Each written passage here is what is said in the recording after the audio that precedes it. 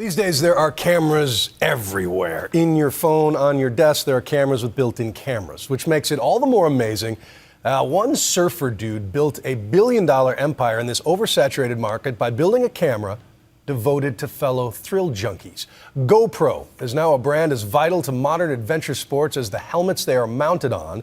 And in this Encore segment, ABC's Matt Gutman got to explore the gadget that turns ordinary folks into YouTube heroes. With the launch of this rickety skiff, begins a secret, high-tech operation off the west coast of Nicaragua.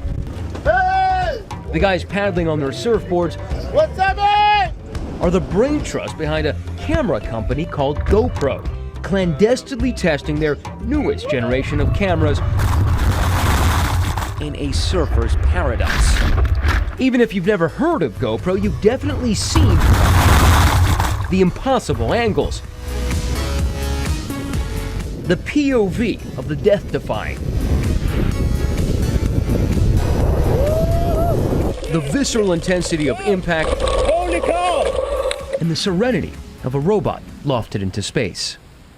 Continues to blow our minds that GoPro is what it is today. For company founder Nick Woodman, the journey from Guppy to Goliath began on a surfboard in 2002. The original goal for GoPro was to produce a camera that the average surfer could use to capture themselves and their friends while they're surfing. And now, 8 years after rolling out their first finicky prototype, Woodman and his old surfing buddies, who happen to be the company's top officers, like Brad Schmidt, That's incredible. took Nightline on a 4-day R&D road trip in Nicaragua.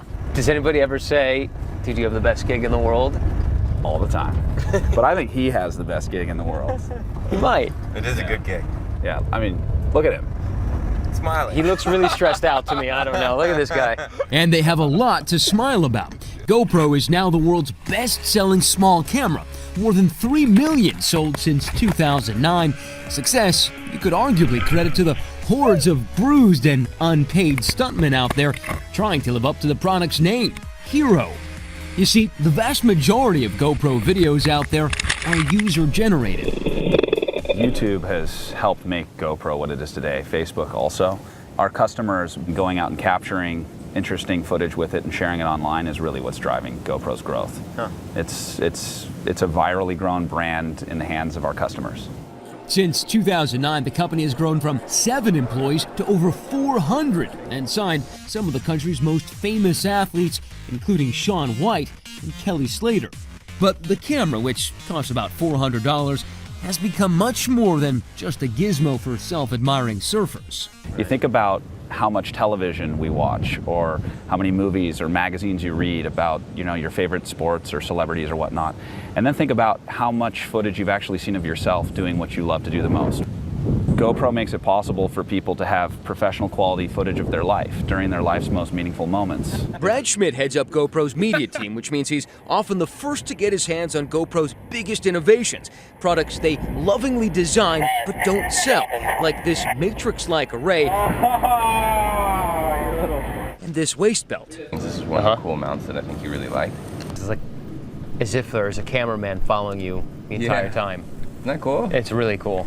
That's Nick walking towards the surf while we load the boat, fuel up, push out, and punch out of the surf to meet him and the guys as they swim out from shore.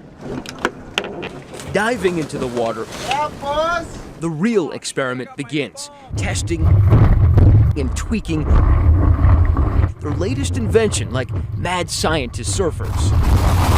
And in the water, they're transformed from a gaggle of high-tech execs to a bunch of dudes reveling in their own hero moments.